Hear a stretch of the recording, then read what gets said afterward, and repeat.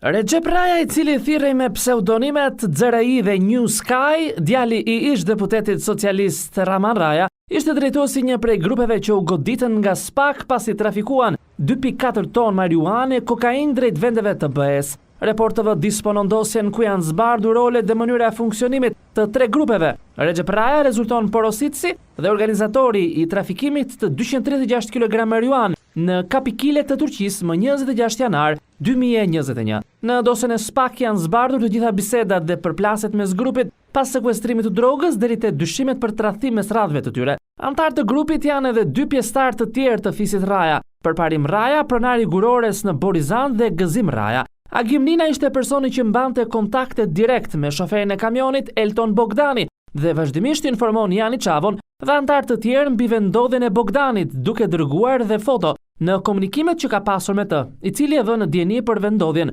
radhën në pikën kufitare e dirën e kapikule, skanerin që po i bëhej kamionit dhe kontrollin fizik të mjetit, fakt për të cilin ndihej i shqetësuar. Grupi organizoi me detaje trafikun e drogës në Turqi në kamion, por në pikën kufitare diçka nuk shkoi sipas planit, brenda tij ishte fshehur droga në tavan. Skanerin e kaloi pa probleme, por policia turke e ndaloi mbrëmjen e 26 janarit 2021 për kontroll. Mëngjesin e 27 janarit, Gazmin Raja i shkruan Bujar Sefës duke lajmëruar se nuk lidhet dot më me shoferin.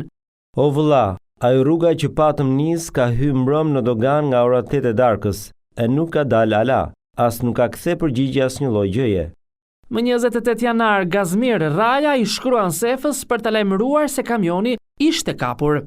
Kishte marrë shoferi nusën e vet në telefon, i kishte thonë më kanë kap, të shohim sa ta japin dhe lajmet atje.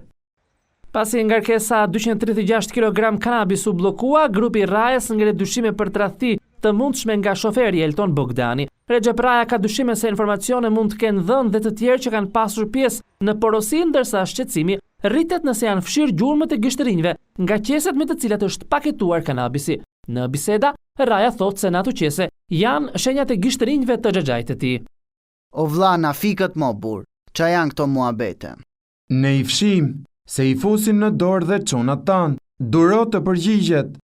O vlla, pasi isha tu pa gjonat në Vorë, më kërkoi thas alumini plaku dhe i thash t'i sjellun. U takova me të, aty ku takum prita dhe i thash ja thaset e aluminit, po pastroj se i ka prek xhaxhi me dorë. Po, janë pastru. Në dosjen e SPAK, përveç Recep Rajës, zbulohet se pseudonime kanë edhe të tjerët, Bujar Sefa njihej si Venecia, Përparim Raja si Caca, Sokol Qaja njihej si Hermano, ndërsa Gazmir Raja si Miri ose Çoku. Më 10 dhjetor, SPAK goditi disa grupe kriminale, ku lëshuan 14 masa sigurie, 10 prej të cilave janë ekzekutuar, 7 arrestuar po atë ditë dhe 3 të tjerë më herët për procedime të tjera, ndërsa 4 u shpallën në kërkim. Gjatë kontrolleve në 12 banesa dhe ambiente të tjera, u sekuestruan 430.000 euro, një armë zjarri dhe sende të tjera. Hetimi SPAK u ndihmua nga komunikimet e SKCC.